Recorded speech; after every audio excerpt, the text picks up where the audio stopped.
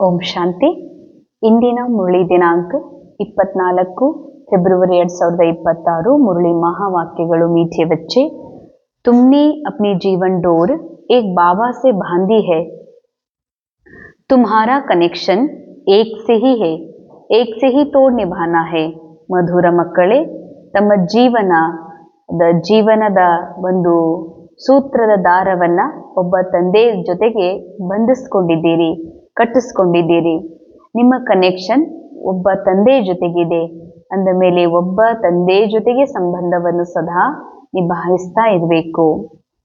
ತಮ್ಮ ಜೀವನದ ಸೂತ್ರದ ದಾರ ಅಂದ್ರೆ ಈ ಜೀವನ ಏನ್ ನಡೀತಾ ಇದೆ ಇದು ಸ್ಕ್ರಿಪ್ಟೆಡ್ ಇದೆ. ಈ ಜೀವನದ ಒಂದು ಯಾತ್ರೆಯೊಳಗ ನಾ ಆತ್ಮ ಕೇವಲ ಇಲ್ಲಿ ಸಾಕ್ಷಿ ಇದ್ದೇನೆ, ಬಾಕಿ ಪೂರಾ ಜೀವನ ಏನಿದೆ ಇದು ಡ್ರಾಮಾದ ಸ್ಕ್ರಿಪ್ಟ್ ಅನುಸಾರ ನಡೀತಾ ಇದೆ.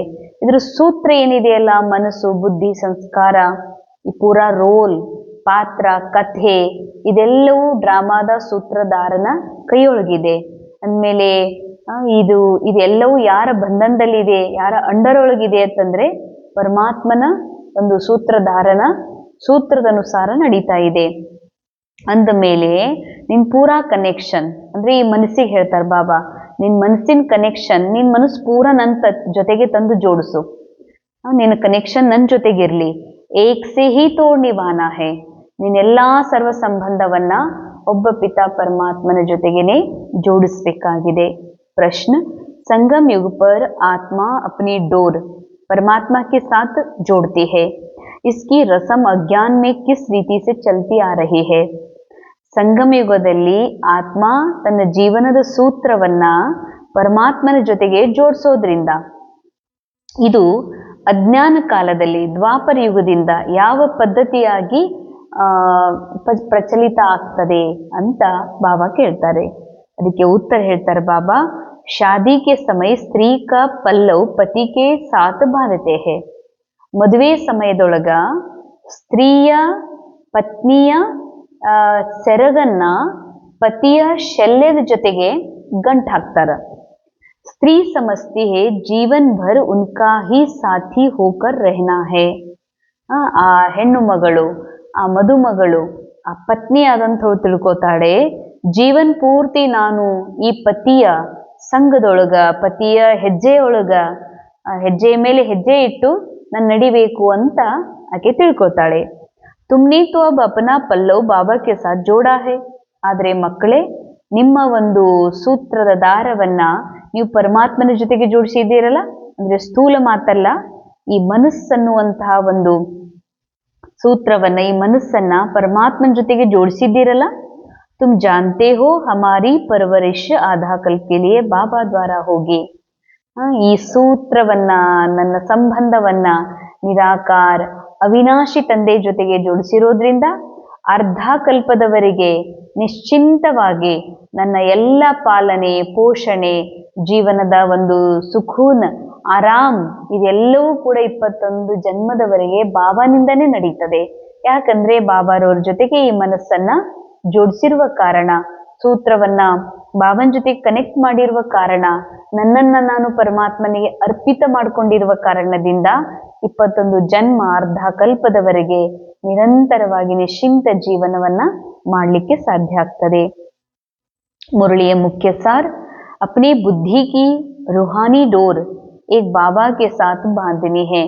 ಬುದ್ಧಿ ರೂಪಿ ಆತ್ಮೀಯ ಒಂದು ದಾರವನ್ನ ಬಾಬನ್ ಜೊತೆಗೆ ಕಟ್ಕೊಡ್ರಿ, ಬಾಬನ್ ಜೊತೆಗೆ ಬಂಧಿಸ್ಕೊಡ್ರಿ. ಯಾಕಂದ್ರೆ ಈ ಮನಸ್ಸು ಆತ್ಮನಿಂದಲೂ ಅಗಲಿ, ಮೂಲ ಸ್ಥಾನದಿಂದ ಅಗಲಿ ಈ ಶರೀರದ ಜೊತೆ ಕನೆಕ್ಟ್ ಆಗಿದೆ.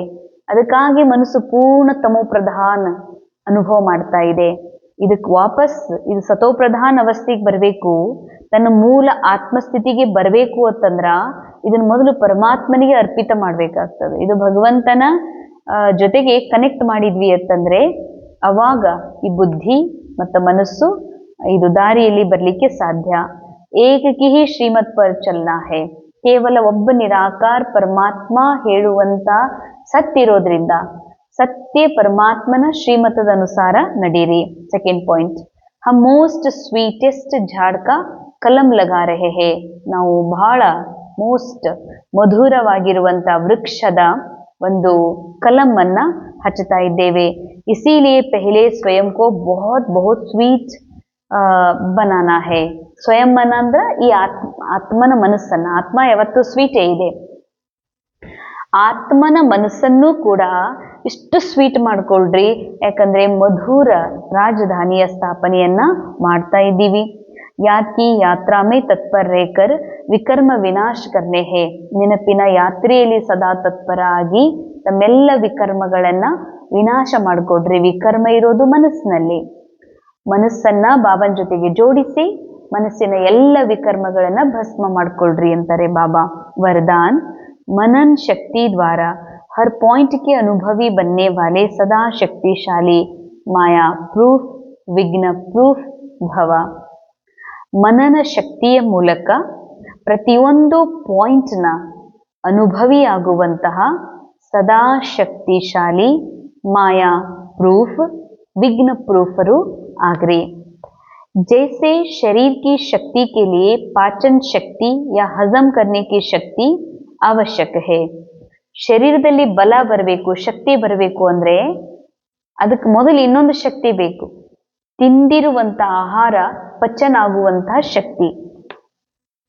ऐसे आत्मा को शक्तिशाली बनाने के लिए मनन शक्ति चाहिए. ಆತ್ಮ ಅರ್ಥಾತ್ ಇಲ್ಲಿ ಮನಸ್ಸು, ಮನಸ್ಸು ಶಕ್ತಿಶಾಲಿ ಆಗ್ಬೇಕು ಅಂತಂದ್ರೆ ಮನನ ಮಾಡುವ ಈ ಮನಸ್ಸು ಪರಮಾತ್ಮನ ಸತ್ಯ ಜ್ಞಾನದ ಮನನ ಮಾಡುವಂತ ಶಕ್ತಿಯನ್ನ ಹೆಚ್ಚಿಸ್ಕೋಬೇಕಾಗಿದೆ. मनन शक्ति द्वारा अनुभव स्वरूप हो जाना, यही सबसे बड़े से बड़ी शक्ति है. ಜ್ಞಾನದ ಮನನ ಚಿಂತನೆಯ ಮೂಲಕ ಆ ಜ್ಞಾನದ ಅನುಭವಿ ಸ್ವರೂಪ ಆಗೋದಿದೆಯಲ್ಲ, ಇದು ಅತಿ ದೊಡ್ಡ ಶಕ್ತಿಯಾಗಿದೆ. ऐसे अनुभवी कभी धोखा नहीं खा सकते. ಜ್ಞಾನ ಸ್ವರೂಪ ಆಗಿ ಜ್ಞಾನದ ಅನುಭವಿ ಯಾರಾಗ್ತಾರೋ ಅವರೆಂದಿಗೂ ಮಾಯೆಗೆ ಮೋಸ ಹೋಗ್ಲಿಕ್ಕೆ ಅಥವಾ ಯಾವುದೇ ಪರಿಸ್ಥಿತಿಗೆ ಬಲಿ ಆಗ್ಲಿಕ್ಕೆ, ಯಾವುದೇ ಆಕರ್ಷಣೆಗೆ ಆಕರ್ಷಿತ ಆಗ್ಲಿಕ್ಕೆ ಸಾಧ್ಯವಿಲ್ಲ. ಸುನಿ ಸುನಾಯಿ ಬಾತೋ ಮೇ ವಿಚಲಿತ ನಹೀ ಹೋ ಸಕ್ತೆ. ಅಂತ ಮಕ್ಕಳು ಎಲ್ಲೋ ಹೇಳಿದ ಕೇಳಿದ ಅಥವಾ ಮನಸ್ಸಿನಿಂದ ಹುಟ್ಟಿದ ಮಾಯಾ ಹುಟ್ಟಿಸುವಂಥ ವಿಚಾರಗಳಿಗೆ ಅವರು ವಿಚಲಿತ ಆಗೋದಿಲ್ಲ. ಅನುಭವಿ ಸದಾ ಸಂಪನ್ನ ರೇತೆ ಹೇ. ಯಾರು ಆತ್ಮದ ಗುಣಗಳ, ಆತ್ಮದ ಸತ್ಯ ಸ್ವರೂಪದ ಅನುಭವಿ ಇದ್ದಾರೋ ಅಂಥವ್ರು ಯಾವತ್ತಿಗೂ ಸದಾ ಸಂಪನ್ನತೆ ಅನುಭವ ಮಾಡ್ತಾರೆ. ವಹ ಸದಾ ಶಕ್ತಿಶಾಲಿ ಮಾಯಾ ಪ್ರೂಫ್ ವಿಘ್ನ ಪ್ರೂಫ್ ಬನ್ ಜಾತೆ ಹೇ. ಅವ್ರು ಶಕ್ತಿಶಾಲಿ ಇರ್ತಾರೆ, ಹಿಂಗಾಗಿ ಮಾಯೆಗೆ ವಶಭೂತ ಆಗೋದಿಲ್ಲ, ಅರ್ಥಾತ್ ಮಾಯಾ ಪ್ರೂಫ್ ಆಗ್ತಾರೆ. ಈ ನಾಟಕವನ್ನು ರಿಯಲ್ ಅಂತ ಫೀಲ್ ಮಾಡೋದಿಲ್ಲ ಮತ್ತು ವಿಘ್ನ ಪ್ರೂಫ್ ಆಗ್ತಾರೆ. ಅದು ವಿಘ್ನಗಳು ನಾಟಕದಲ್ಲಿವೆ, ನಾನು ವಿಘ್ನ ಜೀತ್ ನಿರ್ವಿಘ್ನ ಆತ್ಮ ಇದೇನನ್ನುವಂಥ ಸತ್ಯ ಅನುಭವ ಮಾಡಿರುವ ಕಾರಣದಿಂದ ಅವರು ವಿಘ್ನ ಪ್ರೂಫರು ಆಗಿದ್ದಾರೆ. ಸ್ಲೋಗನ್, ಖುಷಿ ಕಾ ಖಜಾನಾ ಸದಾ ಸಾತ್ ರಹೆ ತೋ ಬಾಕಿ ಸಬ್ ಖಜಾನೆ ಸ್ವತಃ ಆ ಜಾಯೆಂಗೆ. ಖುಷಿಯ ಒಂದು ಖಜಾನೆ ಸದಾ ಜೊತೆಯಲ್ಲಿತ್ತು ಅಂತಂದ್ರೆ ಉಳಿದೆಲ್ಲ ಖಜಾನೆಗಳು ಬಂದ್ಬಿಡ್ತವೆ. ಅದಕ್ಕೆ ಬಾಬಾ ಖುಷಿ ಅಂತ ಔಷಧನೇ ಇಲ್ಲ ಅಂತಾರೆ. ಖುಷಿ ಒಂದಿದ್ಬಿಟ್ರೆ ಸಾಕು. ಖುಷಿ ಎದುರದ್ದು ನಾನು ನಿರಾಕಾರ ಆತ್ಮ, ಅವಿನಾಶಿ ಆಗಿದ್ದೀನಿ, ಇಲ್ಲಿ ಕೇವಲ ಪ್ರೇಕ್ಷಕಿದ್ದೀನಿ ಅನ್ನುವಂಥ ಸತ್ಯದ ಖುಷಿ. ಈ ಖುಷಿ ಇತ್ತು, ಬಾಕಿ ಇದೆಲ್ಲವೂ ನಾಟಕ ಅನ್ನುವಂಥದ್ದು ಖುಷಿ ಇತ್ತು ಅಂತಂದ್ರೆ ಎಲ್ಲ ಉಳಿದ ಖಜಾನೆಗಳು ಸ್ವತಃ ಬರ್ತವೆ. ಅವ್ಯಕ್ತ ಇಶಾರೆ ಏಕತಾ और विश्वास की विशेषता द्वारा सफलता संपन्नರು ಆಗ್ರಿ.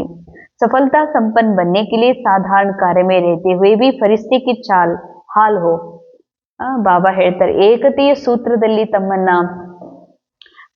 ಒಂದು ತಯಾರು ಮಾಡ್ಕೊಳ್ಬೇಕು ಅಂದ್ರೆ, ಏಕತೆಯ ಒಂದು ಸಂಘಟನೆ ರೆಡಿ ಮಾಡ್ಬೇಕು ಅಂತಂದ್ರೆ ಸಾಧಾರಣ ಮಾತಲ್ಲ ಅಂತ. ಸಾಧಾರಣ ಕರ್ಮ ಮಾಡ್ತಿದ್ರು ಕೂಡ, ಭಲೇ ಸಾಧಾರಣ ಕರ್ಮ, ಮಾತನಾಡುವುದು, ಸ್ವಚ್ಛತೆ ಕಾರ್ಯ ನಡೆದಿರ್ಬೋದು, ಏನೇ ನಡೆದಿರ್ಬೋದು, ಕರ್ಮ ಸಾಧಾರಣ ಇದ್ರೂ ಕೂಡ ನಿಮ್ ಚಾಲ್, ನಿಮ್ ಚಲನೆ ಪರಿಸ್ಥಿತಿ ಹಾಗೆ ಇರಬೇಕು ಅಂತಾರೆ ಬಾಬಾ. ऐसा नहीं कहो कि क्या करे बात ही ऐसी थी, काम ही ऐसा था, ಸರ್ಕಮ್ಸ್ಟಾನ್ಸ್ ऐसे थे, ಸಮಸ್ಯೆ ऐसी थी, इसीलिए ಸಾಧಾರಣತಾ ಆ ಗಯಿ. ಎಂದಿಗೂ ಹೀಗನ್ಬೇಡ್ರಿ, ಪರಿಸ್ಥಿತಿನೇ ಹಾಗಿತ್ತು, ಮಾತಾ ಹಂಗಿತ್ತು, ಆ ಒಂದು ಸಂದರ್ಭನೇ ಹಂಗಿತ್ತು, ಆ ವಾತಾವರಣನೇ ಹಂಗಿತ್ತು, ಅದಕ್ಕೆ ನಾ ಭಾಳ ತಲೆ ಕೆಡ್ಸ್ಕೊಂಡ್ಬಿಟ್ಟೆ ಅಂತ ಅನ್ಬೇಡ್ರಿ. ಬಾಬಾ ಹೇಳ್ತಾರೆ ಇದೆಲ್ಲವೂ ನಾಟಕದಲ್ಲಿದೆ, ಆದರೆ ತಮ್ಮದು ಮೂಲ ಸ್ಥಿತಿ ಏನು ಫರಿಸ್ತಾ ಸ್ಥಿತಿ ಇದೆ ಅದನ್ನೆಂದಿಗೂ ಮರಿಬೇಡ್ರಿ. किसी भी समय भी किसी हालात में भी आपका अलौकिक स्वरूप हरेक को अनुभव हो. ಎಂಥದೇ ಸಮಯ ಇರಲಿ, ಎಂಥದೇ ಪರಿಸ್ಥಿತಿ ಇರಲಿ, ತಮ್ಮ ಅಲೌಕಿಕ ಸ್ವರೂಪ, ತಮ್ಮ ಅಲೌಕಿಕ ಅನುಭೂತಿ ಎಲ್ಲರಿಗೂ ಅನುಭವ ಆಗ್ಬೇಕು ಅಂತಾರೆ ಬಾಬಾ. ಜೈಸಿ ಬಾತ್ ವೈಸಾ ಅಪನಾ ಸ್ವರೂಪ್ ನಹಿ ಬತಾವೋ. ಮಾತು ಹೇಗಿದೆ ಆ ಥರ ಸ್ವರೂಪ ಆಗಬೇಡ್ರಿ. ಮಾತು ಹಲ್ಚಲ್ ಇದೆ, ನೀವು ಹಲ್ಚಲ್ ಸ್ವರೂಪ ಆಗಬೇಡ್ರಿ. ಮಾತು ಲಾಸ್ ಆಗಿದೆ ಅಲ್ಲಿ ಪರಿಸ್ಥಿತಿ ಅಂತಂದ್ರ ನೀವೆಲ್ಲ ಕಳ್ಕೊಂಡವ್ರಂಗೆ ಇರಬೇಡ್ರಿ ಅಂತಾರೆ ಬಾಬಾ. ಬಾತೆ ಆಪ್ಕೋ ಬದಲ್ನಾ ದೇ ತಬ್ सबके समीप आएंगे और एकता का संगठन मजबूत होगा.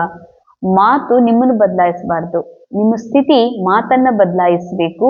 ಅವಾಗ ಎಲ್ಲರೂ ನಿಮ್ಮ ಸಮೀಪದಲ್ಲಿ ಬರ್ತಾರೆ, ಸಂಘಟನೆಯು ಕೂಡ ಬಹಳಷ್ಟು ಶಕ್ತಿಶಾಲಿ ಆಗಲಿಕ್ಕೆ ಸಾಧ್ಯವಿದೆ. ಓಂ ಶಾಂತಿ. ಇಂದಿನ ಮುರಳಿಯ ಮಹಾವಾಕ್ಯಗಳ ಅನುಭವ ಮಾಡೋಣ. ನಾನು ಆತ್ಮ, ನನ್ನ ಮೂಲ ಸ್ಥಿತಿಯಲ್ಲಿ ನಾನು ವಿಚಾರರಹಿತ, ಭಾವನಾರಹಿತ, ಅತಿ ಶುದ್ಧ, ಸ್ವಚ್ಛ, ನಿರ್ಮಲ ಆತ್ಮನಾಗಿದ್ದೇನೆ. ಯಾವಾಗ ನಾನು ಆತ್ಮ ಈ ನಾಟಕದಲ್ಲಿ ಪಾತ್ರವನ್ನು ಅಭಿನಯ ಮಾಡಲು ಬರುವೆನೋ ಆಗ ಮನಸ್ಸು ಅನೇಕ ವಿಷಯ ವಿಕಾರಗಳಲ್ಲಿ ಸಿಲುಕಿ ಇದು ತನ್ನ ಶಕ್ತಿಯನ್ನು ಕಳೆದುಕೊಂಡಿದೆ. ಅದಕ್ಕಾಗಿ ಮನನ ಶಕ್ತಿಯ ಮೂಲಕ ಮನಸ್ಸನ್ನ ಶಕ್ತಿಶಾಲಿಯನ್ನಾಗಿ ಮಾಡೋದಕ್ಕಾಗಿ ನಾನು ಸದಾ ಸತ್ಯ ಜ್ಞಾನದ ಚಿಂತನೆಯಲ್ಲಿ ಅನುಭವ ಮಾಡ್ತಾ ಮನನ ಶಕ್ತಿಯ ಮೂಲಕ ಮನಸ್ಸ ಶಕ್ತಿಯನ್ನ ಹೆಚ್ಚಿಸಿಕೊಂಡು ನನ್ನನ್ನು ಸಂಪೂರ್ಣ ಪರಮಾತ್ಮನ ಸತ್ಯ ಸ್ವರೂಪದ ಮೇಲೆ ಏಕಾಗ್ರ ಮಾಡ್ತಾ ಅರ್ಪಣೆ ಮಾಡಿಕೊಳ್ಳುತ್ತಾ ಈ ಮನಸ್ಸನ್ನ ಶಿವನ ಸಾನ್ನಿಧ್ಯದಲ್ಲಿ ಅರ್ಪಣೆ ಮಾಡ್ತಾ ಇದ್ದೀನಿ. ಅರ್ಥಾತ್ ಮನಸ್ಸಿನ ವಿಚಾರವೂ ನಾನಲ್ಲ, ಮನಸ್ಸು ನಾನಲ್ಲ, ಮನಸ್ಸಿನ ಭಾವನೆ, ಮನಸ್ಸಿನ ಸ್ಕ್ರಿಪ್ಟ್ ನಾನಲ್ಲ, ಮನಸ್ಸಿನಿಂದ ಪರೆಯಾಗಿರುವ ಅತಿ ಶುದ್ಧ ಶಾಂತ ಆತ್ಮ ನಾನು.